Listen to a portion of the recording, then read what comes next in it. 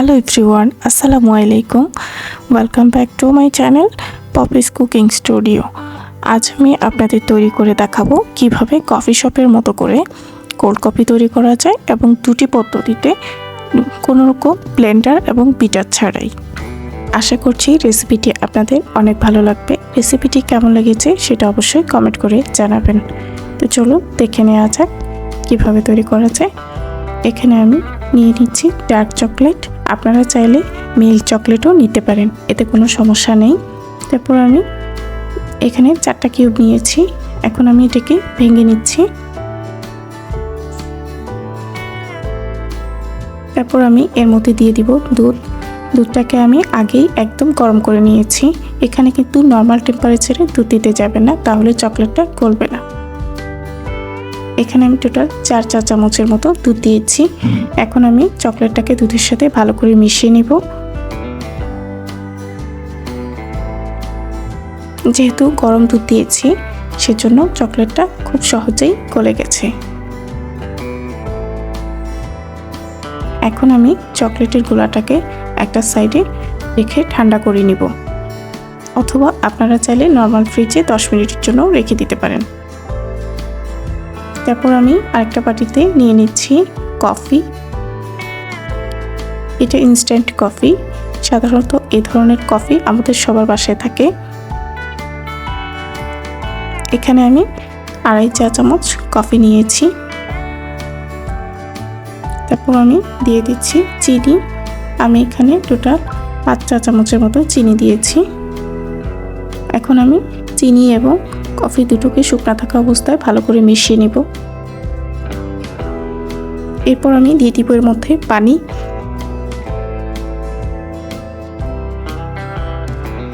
এখানে আমি 4 চা চামচের মতো পানি দিয়েছি। এর চেয়ে কম পানি কিন্তু আপনারা দিতে যাবেন না, সেক্ষেত্রে চিনিটা সহজে গলবে না, কিন্তু কফিটা ক্রিমি হয়ে যাবে। আবার বেশি পানি দিলেও কিন্তু এটা পাতলা হয়ে যাবে।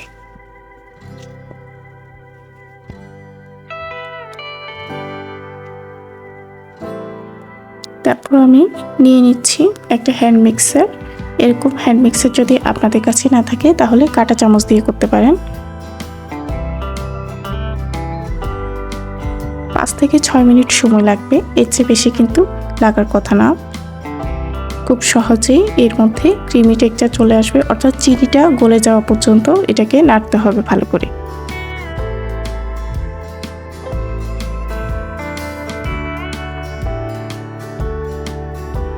এখন আমি কফিটাকে একটা সাইডে রেখে দিব। তারপর আমি নিয়ে নিচ্ছি বরফ কুচি।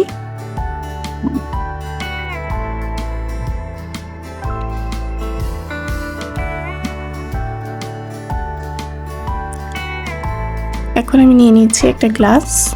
আমি এখানে 2 গ্লাস কোল্ড কফি তৈরি করে দেখাবো।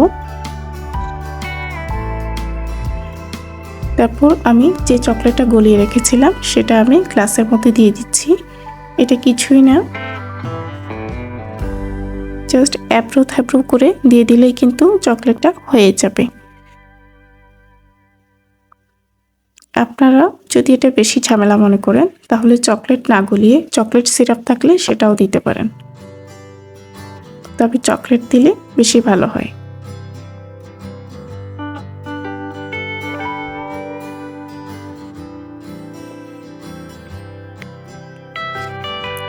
চকলেটটা গ্লাসের মধ্যে বসে যাওয়ার পর আমি এর মধ্যে দিয়ে দিচ্ছি বরফ কুচি। তারপর আমি যে কফিটা ফোমি করে রেখেছিলাম সেটাই আমি এর মধ্যে দিয়ে দিচ্ছি। 5 থেকে 6 চা চামচের মতো কফি এখানে আমি দিয়ে দিব।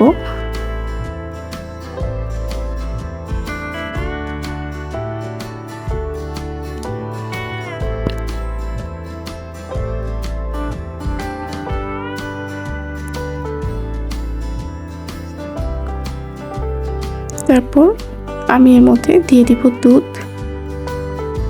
এখানে কিন্তু একদম ঠান্ডা দুধ দিতে হবে। নর্মাল টেম্পারেচারে রাখা দুধও কিন্তু আপনারা এখানে দিতে যাবেন না, এতে করে বরফটা তাড়াতাড়ি গলে যাবে, কফির স্বাদটা কমে যাবে। যেহেতু এখন অনেক বেশি টেম্পারেচার, সেজন্য দুধটাকে আমি আগে থেকেই নর্মাল ফ্রিজে রেখেছিলাম। আপনারা কিন্তু আমার মতো এরকম বোকামি করে কাপে করে নিয়ে দুধটা ঢালতে যাবেন না, তাহলে এরকম পড়ে যাবে। কফিটা এখন একদম রেডি। এখন আমি এর উপর দিয়ে কিছু কফি ছড়িয়ে দিচ্ছি।